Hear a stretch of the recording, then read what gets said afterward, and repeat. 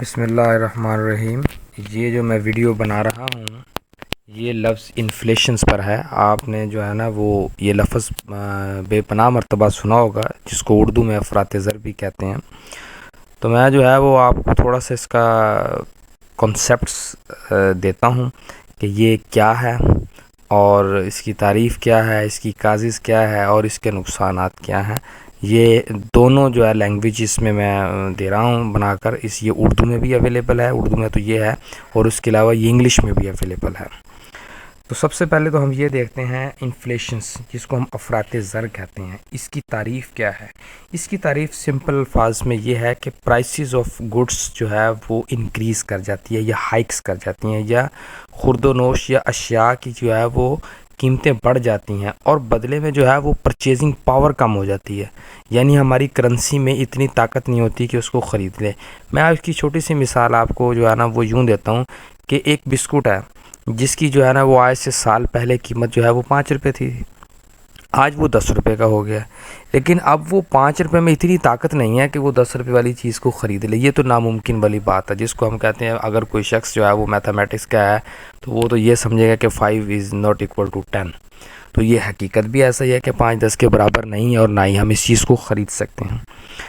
تو اب یہ دیکھنا ہے کہ یہ کن وجوہات پر جو ہے وہ یہ اس کی کازز کیا ہیں کہ یہ جو انفلیشنز یا مہنگائی جو ہے وہ جرمینیٹس ہوتی ہے یا کریٹس ہوتی ہے یا اس کی تخلیق کا باعث بنتی ہے۔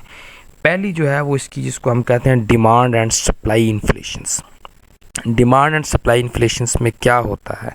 اس میں یہ ہوتا ہے کہ ایک میں مثال لے لیتا ہوں، چھوٹی سی کتاب کی لے لیتے ہیں، یا جو ہے وہ ایک بسکٹس کی لے لیتے ہیں جس کی میں نے ابھی مثال دی آپ کو۔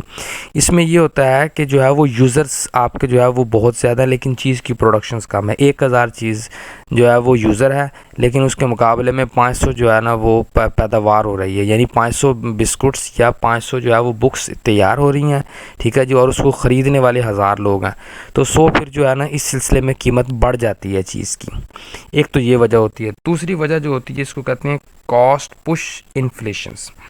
اب اس میں یہ ہوتا ہے کہ اگر کوئی فیکٹری جو ہے وہ اپنی پروڈکٹس تیار کر رہی ہے، لیکن فیکٹری کی دوسری چیزوں کی قیمتیں بڑھ گئی ہیں، فرض کریں ٹرانسپورٹیشنز کے ایکسپینس بڑھ گئے ہیں، لیبر ویجز بڑھ گئے ہیں، پیٹرولز کا ایکسپینس بڑھ گیا ہے، تو ان چیزوں کی بنیاد پر جو ہے نا وہ اب فیکٹری اپنا مارجنز تو رکھنا ہے فیکٹری نے، تو وہ جو ہے پھر ان چیزوں کی بنیاد پر چیز کی قیمت بڑھاتی ہے، تو مارکیٹ میں چیز کی قیمت بڑھ کر آتی ہے، تو جس کی وجہ سے جو ہے وہ قیمت بڑھ جاتی ہے، تو یہ بھی جو ہے نا وہ لوگوں کی پرچیزنگ پاور اس میں کم ہو جاتی ہے۔ تیسری وجہ جس کو ہم کہتے ہیں مانیٹری انفلیشنز، ٹھیک ہے جی، مالیاتی افراط زر۔ یہ کس طرح ہوتی ہے؟ یہ اس طرح ہوتی ہے کہ کوئی بھی گورنمنٹ جو ہے وہ جس وقت کرنسی زیادہ چھاپ دیتی ہے، یا کہ اس کے پاس جو گولڈ ریزرو ہوتا ہے اس گولڈ ریزرو سے جو ہے وہ کرنسی زیادہ چھاپتی ہے، تو لوگوں کے پاس پیسہ عام ہو جاتا ہے۔ جس وقت پیسہ عام ہو جاتا ہے تو پھر لوگ منافع کی جو ہے نا وہ زیادہ سے زیادہ لالچ کرتے ہیں، یہ زیادہ سے زیادہ منافع گین کرتے ہیں۔ آپ نے اکثر دیکھا ہوگا کہ ایک دکان پر وہی چیز جو ہے وہ 100 روپے کی ہے، دوسری دکان پر وہ 10 روپے کی، تو چیک اینڈ بیلنس ختم ہو جاتا ہے، ٹھیک ہے جی، تو یہ بھی ایک وجہ ہے۔ چوتھی جو ہے وجہ، جو کہ میں نے ریسنٹلی ریسرچ ایک کمپلیٹ کی ہے انٹرنیشنل مانیٹری فنڈز کے اوپر، اس کا جو ہے وہ جس وقت وہ کسی ملک کو قرضہ دیتے ہیں تو اس قرضے میں ان کی پہلی شرائط ہوتی ہے کہ آپ اپنی کرنسی کا ڈی ویلیو کریں۔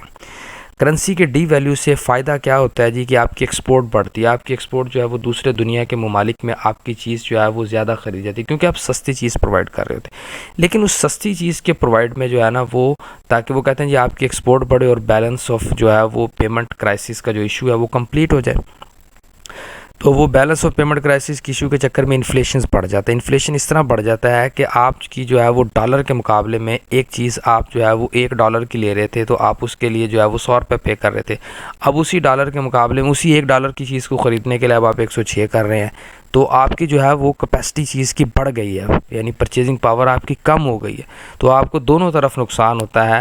آپ جس وقت کمپٹیشنز میں آتے ہیں تب بھی ایکسپورٹ کے چکر میں آپ اپنا سستا مال بیچ رہے ہیں، جبکہ آپ نے باہر سے کوئی چیز خریدنی ہے، امپورٹ کرنی ہے، یا ملک کے اندر سے کوئی چیز خریدنی ہے، تو وہ بھی آپ کے جو ہے نا وہ مہنگائی کا باعث بنتی ہے۔ تو یہ جس وقت آپ قرضے لیتے ہیں تو قرضوں سے اس طرح جو ہے نا وہ آپ کو جال میں پھنسایا جاتا ہے کسی بھی ممالک کو۔ تو میں ایک اور یہاں پر پوائنٹ واضح کر دوں جو کہ ایک ڈفرنس ہے IMF اور ورلڈ بینک کا. موسٹلی لوگوں کو اس کے بارے میں شاید مجھے ایسا لگتا ہے کہ نہیں پتہ ہے IMF کے بارے میں اور ورلڈ بینک کے. IMF جو ہے وہ مالیاتی ادارہ ہے جو کہ لوگوں کو شارٹ ٹرم پر لون دیتا ہے اور اس کی جو ہے وہ صرف اور صرف جو ایمز ہوتا ہے وہ ٹریڈ کو ایکسپورٹ کرنا، ٹریڈ کو بڑھانا اور کنٹری کو بیلنس آف جو ہے وہ پیمنٹ کرائسس سے نکالنا. جبکہ جو ورلڈ بینک ہے اس کا اس سے کوئی ریلیٹڈ نہیں ہوتا، وہ صرف لانگ ٹرم کے لیے لون دیتا ہے، شارٹ ٹرم کے لیے بھی دیتا ہے. جبکہ IMF just only short term کے دیتا ہے. جبکہ جو ورلڈ بینک ہے اس کا کام صرف اور صرف جو ہے وہ ڈیولپمنٹ کے لیے لون دینا. جیسے کہ آپ نے کوئی جو ہے وہ بنانا ہے، کیا نام نہیں ہوتا، کوئی یہ ڈیم بنانا ہے، کوئی ڈیولپمنٹ کا کام کرنا ہے، کوئی کنسٹرکشنز کا بڑا پروجیکٹس لگانا، تو اس کے لیے جو ہے IMF آپ کو لون دیتا ہے. تو اس کے لیے پھر آپ کو جو ہے نا وہ ان کی یہ شرائط ہوتی ہیں جس کی میں نے آپ کو پہلی ڈیویلیوشن آف کرنسی بتایا. اس سے پھر یہ ہوتا ہے کہ ملک آہستہ آہستہ جو ہے وہ بریک ہونا شروع ہو جاتا ہے. تو شکریہ جو ہے وہ ویڈیوز کو سننے کا اور دیکھنے کا. Thank you. اللہ حافظ.